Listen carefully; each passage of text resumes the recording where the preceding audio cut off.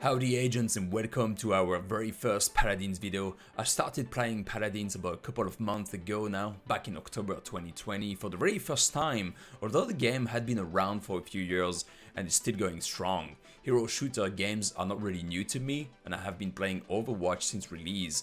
So what finally made me get into Paladins? How did I get to enjoy it and what really helped me to get into the game in 2020?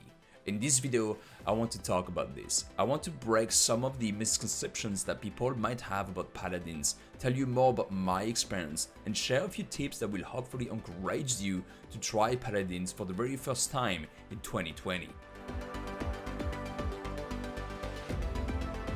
The first thing that really helped me get into Paladins was to stop comparing the game to Overwatch. Coming from the Overwatch community, Paladins has always been the game's second after Overwatch, that took inspiration and ideas from Overwatch, that tried to be Overwatch. There were just too many conflicting opinions from too many different people about what came first and second, and what is best and what is different. So I decided to try Paladins and get an opinion on my own.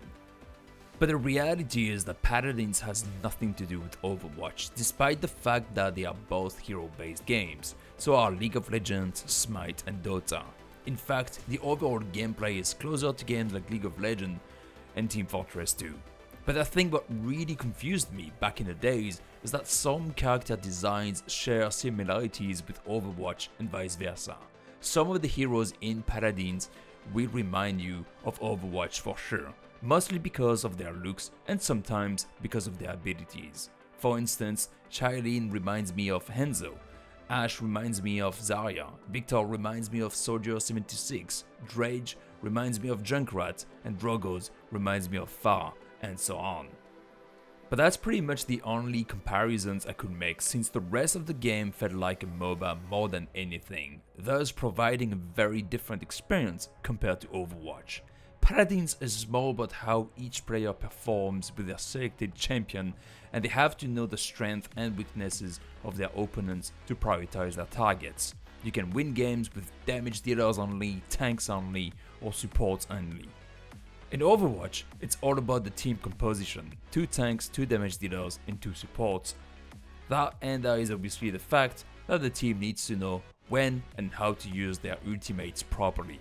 So yeah, it might be easier for you to understand some heroes in Paladins if you come from the Overwatch community, but it would definitely feel like a different game if you give it a chance.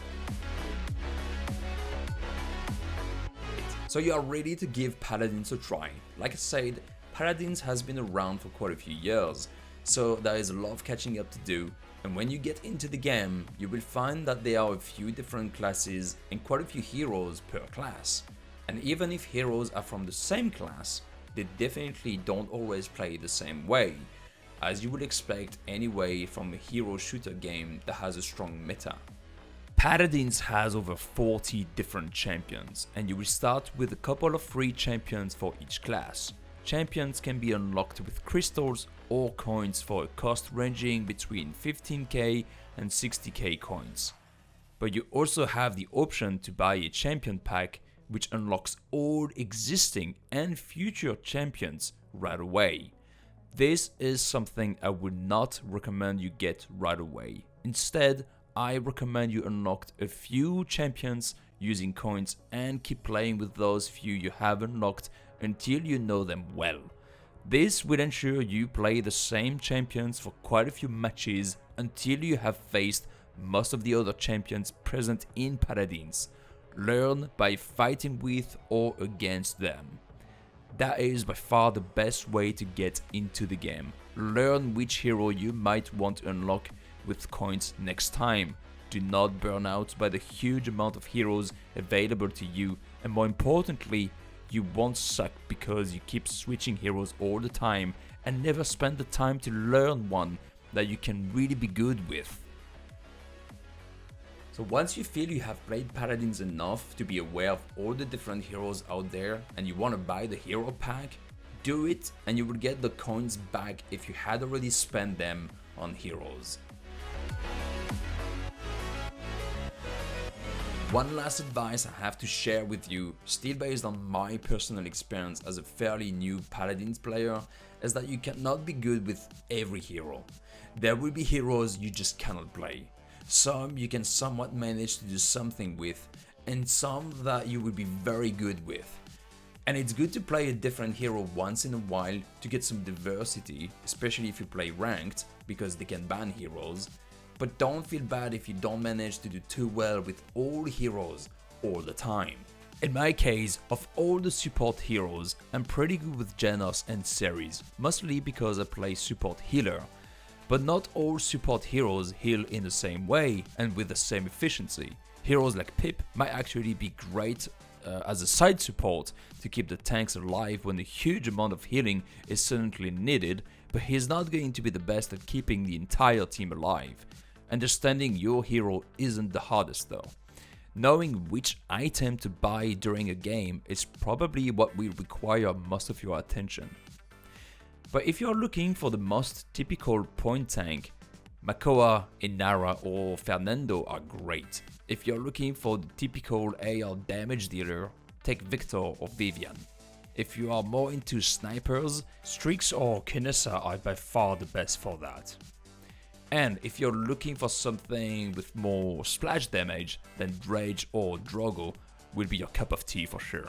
In terms of flankers, Maeve and Skye are probably the most played and the most accessible flankers for starters. Now that you are ready to get into Paladins, there are a few tiny things to know that could make your life a lot easier. Number 1, if you ever forget what the different abilities of your champions do, press K at any time during a match and it will give you all the information you need to know about your champion. Everything you need to know. Number 2, there is also a training mode that you can use to try every single hero, even those you haven't unlocked yet. That's a pretty good way to check all the different abilities and how they work, the limitations and so on, before getting into a match with a level 0 champion. Number 3, if you purchase an item by mistake, you can always revoke that purchase as long as you do not close the item menu. Alright agents, I hope this encouraged you to give Paladins a chance and get into the game, especially if you've always thought that Paladins was a plain and simple copy of Overwatch, which obviously isn't. And remember, both games are really good and really unique in their own ways. Like me, you can like both Overwatch and Paladins and have a lot of fun playing both at any time you want. And it's also okay to like one but not the other, or not like any of them at all. That's okay too. I hope you enjoyed this video, and if you did, please consider leaving a like. Also, please consider subscribing and don't forget to click the magic bell to never miss future videos. Thanks again for watching, and I will see you next time.